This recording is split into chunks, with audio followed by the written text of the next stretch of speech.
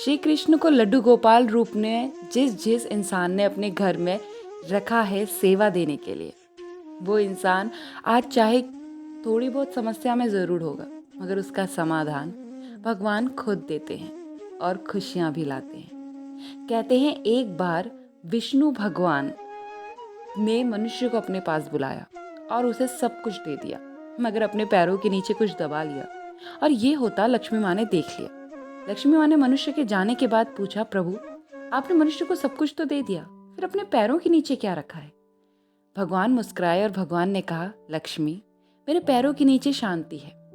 मनुष्य अपने परिश्रम से सब कुछ पालेगा, लेकिन शांति और मोक्ष प्राप्ति के लिए मनुष्य को गुरु साधना पड़ेगा, धर्म करना पड़ेगा, धर्म के मार्ग पे चलना पड़ेगा, तभी उसे अंततः मोक्ष और शांति की प्राप्ति होगी। जो लोग ये बात को समझ चुके हैं, आज उनके घर में लड्डू गोपाल विराजित है।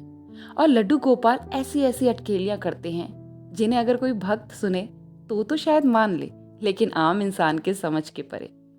ऐसी ही एक सत्य ये घटना जिनके साथ बीती है, उनका नाम सुनीता जी है, जो दिल्ली की रहने वाली है। वो बताती हैं कि वो एक मध्यम वर्गीय परिवार में जन्मी और बचपन से ही जीवन बहुत सामान्य रहा। उनके परिवार में बहुत सारे लोग नहीं हैं, छोटा सा परिवार है जिसमें वो, उनके 2 बेटे, सास और उनके पति हैं, साथ ही लड्डू गोपाल। वो बताते हैं कि हम सब बहुत ही प्यार से रहते हैं और एक दूसरे का सहारा है। लड्डू गोपाल की सारी जिम्मेदारी सुनीता जी पर है। अगर सुनीता जी कहीं चली जाएं तो ही उनकी सास लड्डू गोपाल की सेवा करती है, अन्यथा सुनीता जी का पूरा दिन, पूरा समय लड्डू गोपाल की सेवा में जाता है, जिससे वो बहुत खुश भी थी। मगर जो उन्होंने बताया, उस रात का जिक्र करते हुए सुनीता जी थोड़ी सी मायूस हो गई और कहने लगी कि जब जब वो रात उन्हें याद आती है, तब तब उनका दिल विचलित हो उठता है और वो तब तब लड्डू गोपाल से माफ़ी मांगती हैं। कहती हैं कि हे कान्हा, जो उस दिन हुआ वो आज के बाद कभी नहीं होगा। वो बताती हैं कि एक बार उन्हें उनकी बहन के बेटे की शादी में जाना था, जिसके लिए उनका पूरा परिवार गया, बस सासू माँ नहीं गई। उन्होंने अपनी सासू माँ को बताया कि शाम के 7 बजे हम आरती दिया कर लेंगे और उसके बाद हम शादी में चले जाएंगे, लेकिन आप लड्डू गोपाल को 8 बजे तक खाना खिला देना।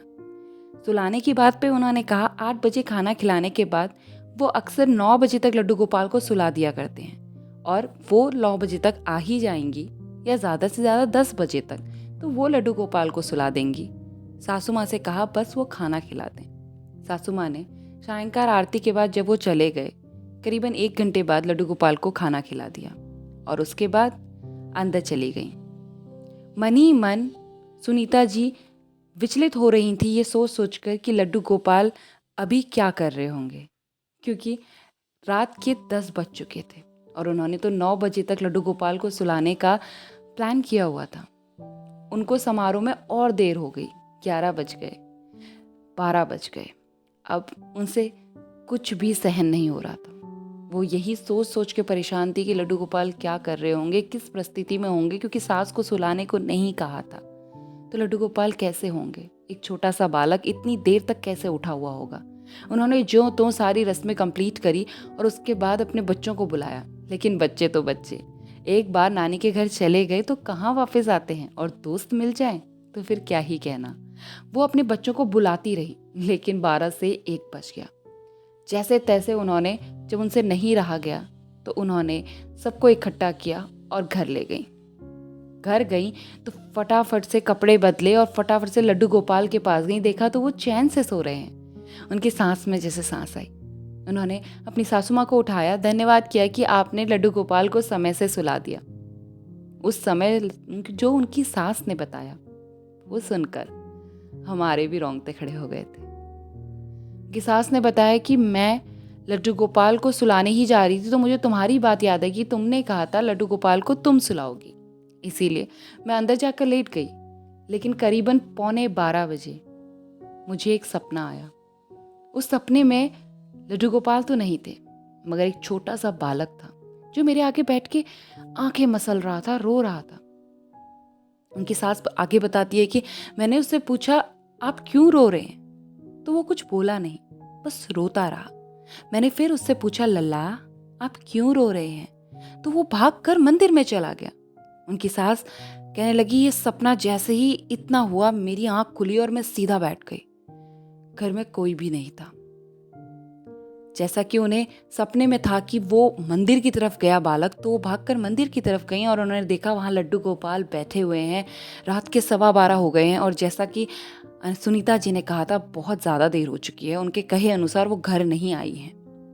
उन्होंने लड्डू गोपाल की बात को समझने की कोशिश की और पूरी बात उन्हें समझ में आ गई कि ये कोई और नहीं, ये नन्हा सा बालक लड्डू गोपाल थे जो आंखें मसल रहे थे क्योंकि शायद उन्हें नींद आ रही थी।